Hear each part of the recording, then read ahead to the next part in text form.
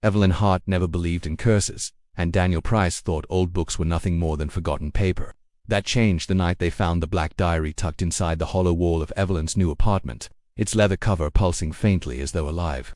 From the moment Daniel opened it, the air around them grew heavy, and the words on the page began to shift, forming sentences. Neither of them had written sentences describing their every move, including the moment they realized something else in the room was already watching them. I found the diary in the attic of my grandmother's house, hidden beneath a pile of old blankets and yellowed newspapers that crumbled at my touch. The attic smelled of dust and mothballs, but there was something else beneath it, something foul, like damp earth mixed with rotting fruit. The diary caught my eye immediately, not because of its size, but because of its color. Everything in that attic looked faded, drained by time, but the diary was still deep black, untouched by dust, as if it didn't belong there. My grandmother's house was always filled with strange silences, the kind that made the walls feel alive, and I told myself it was just another forgotten relic. Still, when I pulled it from the box, I felt a strange chill, like I had just lifted something that didn't want to be disturbed. The leather cover was cracked but strong under my fingers. It had no title, no name. My grandmother had been gone for years, and I had never seen this book before. It was heavier than it looked, almost as if it carried something inside besides paper. I hesitated, but curiosity outweighed fear.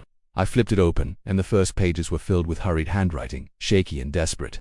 The ink had bled in some places, making the words difficult to read, yet the panic behind them was impossible to ignore. The earliest entry was dated in the late 1960s, long before I was born.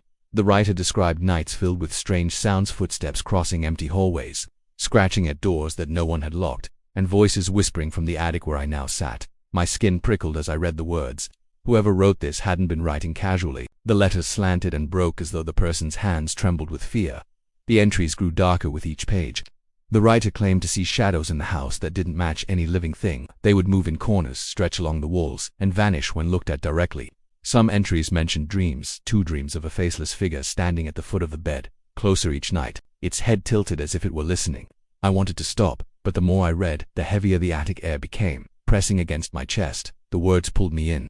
Some pages looked almost scratched into the paper, the ink gouged so deep it tore through, and then there were symbols, shapes I couldn't recognize, twisted lines that seemed to crawl the longer I stared at them. I told myself it was nonsense, the ramblings of someone who had lost their mind, but the air around me disagreed. I could feel it, a weight, a presence.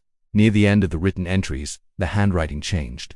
It became jagged, uneven, as though someone else had picked up the pen. The words stopped describing shadows and began warning the reader directly. It spoke of how the house itself was sick, how it fed on fear, how the diary was the only way to understand. My pulse quickened as I reached the final sentence on the last written page. It read, "Whoever reads this will see what I saw." I froze. The attic seemed smaller, the shadows heavier. My hands shook as I turned the page, but there was nothing else, just empty paper waiting to be filled. The air grew colder. I thought about leaving the diary where I found it, pushing it back into the box, pretending I had never touched it. But the attic door suddenly slammed shut behind me. The sound echoed through the beams and dust, sharp and final, and I dropped the diary onto the floor. My heart hammered in my throat as I scrambled to the door. The knob wouldn't turn. I pulled harder, but it stayed locked. The air thickened. The shadows in the corners stretched longer, darker. I forced myself not to look behind me, not to imagine what might be forming there. The silence pressed into my ears until I thought I would go mad. Then, faintly, I heard it, paper rustling. The diary I had dropped was flipping its own pages, one by one, as if invisible fingers were thumbing through them. The sound was soft but steady, deliberate. I couldn't breathe. My hand slipped from the doorknob, and I turned slowly, against every instinct I had. The diary lay open in the middle of the floor, pages spread wide, though no breeze moved in that still attic. The ink on the empty page began to spread, darkening on its own, curling into words I couldn't yet make out. I backed into the door, trembling, eyes locked on that black book as letters carved themselves onto the paper. The shapes grew clearer, forming one chilling sentence: "You are not alone in this room." And that was when I felt the floorboards behind me bend under the weight of something that wasn't me. That night I couldn't get the diary out of my mind.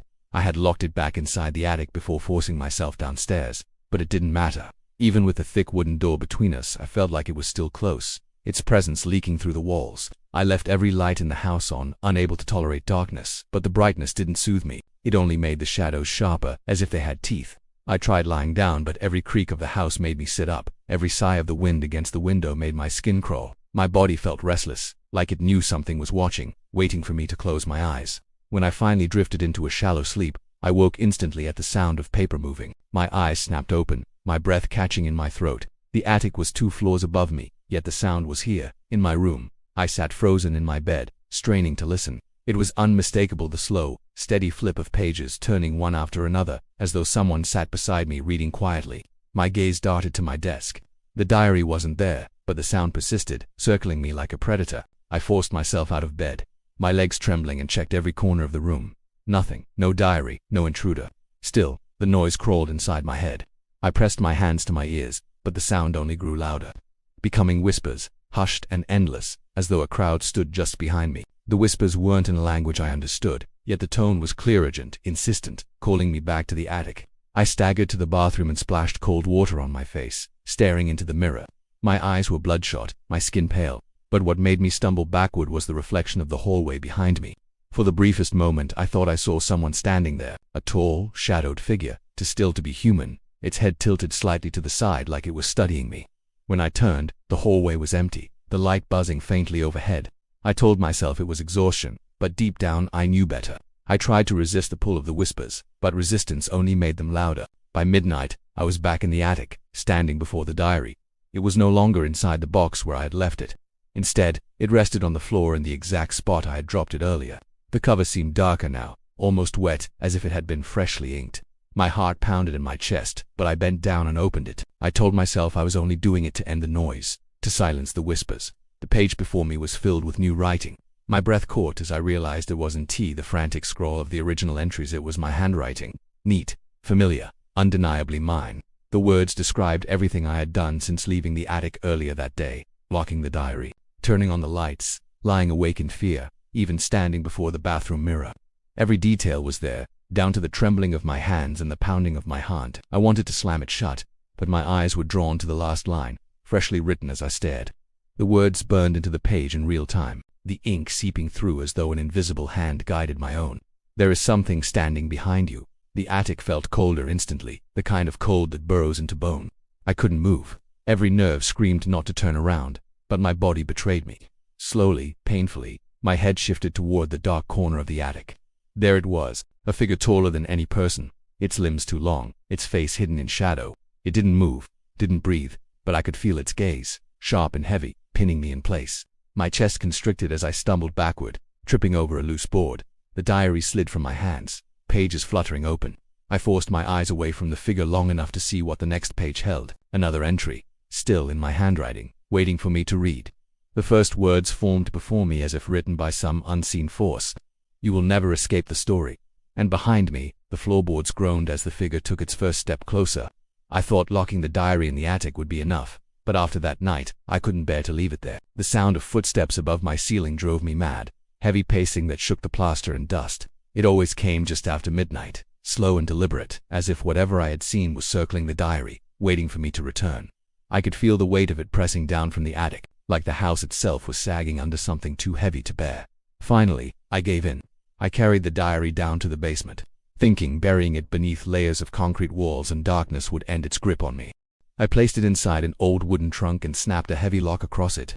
The key trembled in my hand as I twisted it, and I felt a thin sense of relief when the metal clicked shut. For the first time in days, I convinced myself I could rest. But that night, as I lay in bed, I realized the basement was no safer than the attic. The footsteps came again, only this time they rose from beneath the floorboards. Slow, dragging, back and forth, back and forth. My breath caught with every creak. The sound didn't travel through the house like normal noises. It throbbed in my chest, echoing through my bones. The air in my room grew icy, far colder than the autumn night should allow.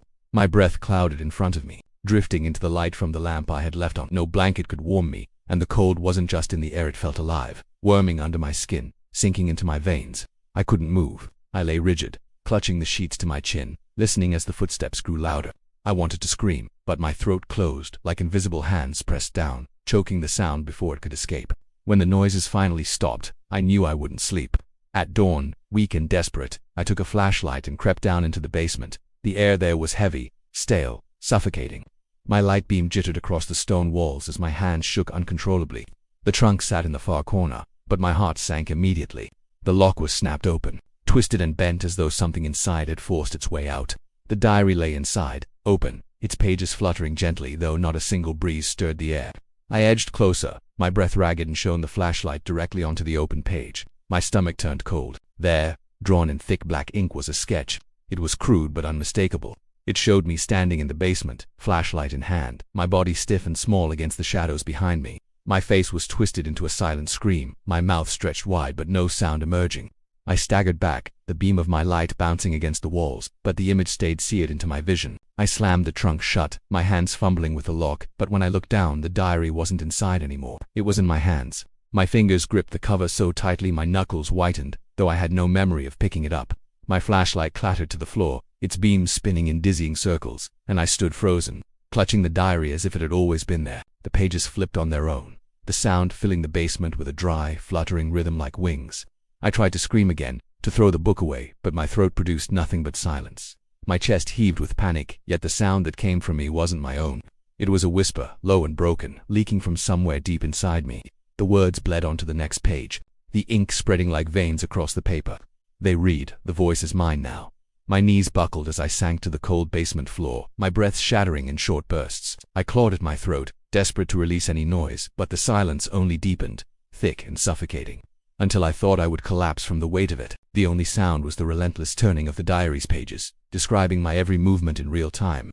I watched as the next line appeared, the ink darkening, curling into words I could barely read through the blur of tears. "You cannot speak because it has taken your tongue," and in the beam of the fallen flashlight, I saw my shadow against the wall only. It wasn't mine anymore. The mouth was open in a scream, stretched wide and endless, while my own lips refused to move at all. The silence was the worst part. Not the shadows, not the whispers, not even the figure I sometimes caught staring through the glass at night. It was the silence inside me, the suffocating void where my voice had once lived. I couldn't call for help, couldn't even whisper to myself in the dark just to feel less alone. Every attempt to make a sound ended in that crushing pressure against my throat, as if unseen fingers wrapped themselves tighter the harder I tried. I had always thought silence was peace, but now it was a cage, and the diary was the key that locked me in. I stopped going outside. The world beyond the house felt too fragile, too bright. I feared if I stepped into it, whatever lived inside the diary would follow me, bleeding into the streets, the air, the people. So I stayed, pacing the halls, staring at the walls as though they might crack and reveal some terrible secret. Days blurred together. I barely ate. Sleep only came in trembling bursts, and even then I woke to the sound of pages turning, though the diary was never near me. It was always somewhere else, waiting, but its presence seeped through every wall. One morning I found the diary waiting for me on the kitchen table. I hadn't brought it there. I hadn't even gone near the attic or basement for days, but there it was, open like it had been waiting. The pages were fresh, the ink still wet. I told myself not to read it, to look away, but I couldn't. The words pulled my eyes in. They were new, written since the last time I had seen it. At first, it described everything I had done the day before. Eating old bread, washing my hands at the sink, staring at the blank TV screen for hours. Nothing special, just the dull misery of living in that house. Then the words changed. They started describing what I was doing right now, standing in the kitchen, looking at the diary. My hand shook as I read. The next line froze my blood. "You will walk to the window." I fought against it. I grabbed the doorway, trying to hold myself back, but my body wouldn't listen. Step by step, I walked toward the window. My hand reached for the curtain, pulling it aside. That's when I saw it. Something stood outside, pressed against the glass. Tall, thin, its body darker than any shadow. Its head tilted as if studying me, where a face should have been. There was only smooth, empty skin. No eyes, no mouth, just nothing. Yet its breath fogged the glass. Its long, sharp hands pressed against the window pane, testing the barrier between us. I stumbled back, gasping, but my eyes dropped to the diary again. The page had already turned. New words appeared in thick black ink. "It knows you. It wants inside." Soon it will be. The letters bled together, spreading like veins across the page.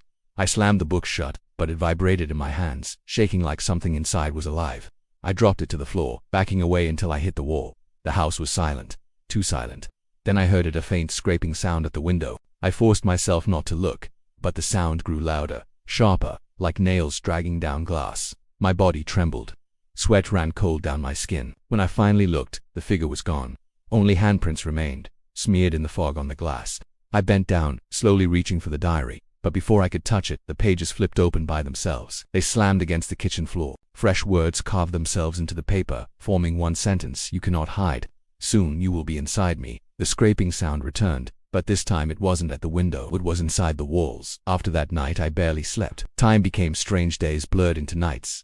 My body grew weaker, but the diary grew stronger. It was in my thoughts, whispering without sound. I stopped eating. I stopped resisting. Every time I thought about escaping, the thought slipped away. The diary was pulling me closer, and I knew it wanted to finish what it had started. Then came the final morning. I woke to find the diary resting on my chest, heavy and warm as if it had a heartbeat. Its cover was darker than ever. When I opened it, the words were already there, but they weren't written by anyone else. They were in my handwriting. The sentence read, "The diary only ends when the reader becomes the writer." Before I could understand, the pages started filling again. Ink flowed across the paper, writing my actions before I could think.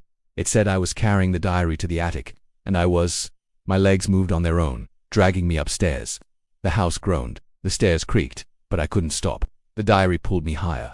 When I reached the attic, the air was heavy, suffocating. Dust swirled around me, though there was no wind. The diary opened in my hands, pages flying until the last one appeared blank. Ink began to spread across it, curling into letters, and I finally understood it wasn't recording my story. It was rewriting me. I wasn't living anymore. I was becoming its next chapter. The words grew darker, soaking into the paper like blood seeping through cloth. They described my face, pale and hollow, my eyes sunken, my lips trembling. They described the attic around me, the silence pressing down, the shadows shifting in the corners, and then the sentence stretched longer, curling into something that made my skin crawl. "Now, you belong to the diary." I tried to drop it, but my hands wouldn't open. The cover burned against my palms, hot like iron, binding me to it. The attic door slammed shut behind me with a violent crack, the sound ringing through the rafters. My chest heaved in panic, but the diary pulled me down, forcing me to my knees. The ink on the pages spread faster now, wild and unstoppable, covering every inch until there was no white left. The shadows in the attic lengthened, reaching toward me, curling around my arms and legs. They weren't just darkness, they had weight, pulling me closer to the diary, pressing me down as if I was sinking into the paper itself. I felt my body weaken, my edges blur as though I were being erased. My mind screamed in silence, but the diary absorbed it, dragging my thoughts into its endless pages. The last thing I saw before everything went black was the words forming across the page, fresh and sharp. "Whoever finds this next will see what you saw." When my eyes opened again, I wasn't in the attic anymore. I was inside the pages, staring out through ink and paper, my voice trapped within the words, my life rewritten. The diary closed itself with a soft thud, lying still in the dust. And somewhere below I heard footsteps climbing the stairs.